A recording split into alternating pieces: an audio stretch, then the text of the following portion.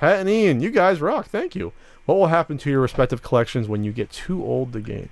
Will we ever be too old to game? We're talking about when someone's spoon feeding us peas. I don't at the old person's home.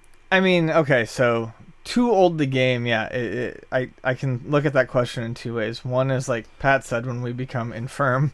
The other is this notion that at some point you have to stop gaming, and I don't like this notion, and this is why. Video gaming is a new hobby, relatively. We've all grown up with it. Like new people, media. Yeah, new media. Like people who grew up with TV or grew up with relatively or readily available books or any sort of thing that they grew up with and enjoyed. What is there to say that we have to give it up? This is part of our lives. This is what we know.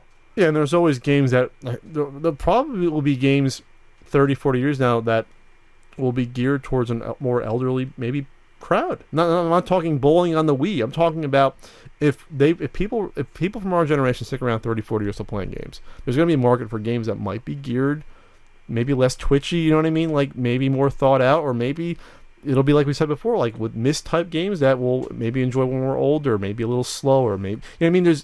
There'll be a market for anything. I think it'll be discovered for any age of person. Maybe we're not there yet, but like I said, we're still young in the industry, you know. At least for consoles. And to the extent of console gaming, even the past 15 years, it's a lot bigger than it was in the 80s and 90s, you know.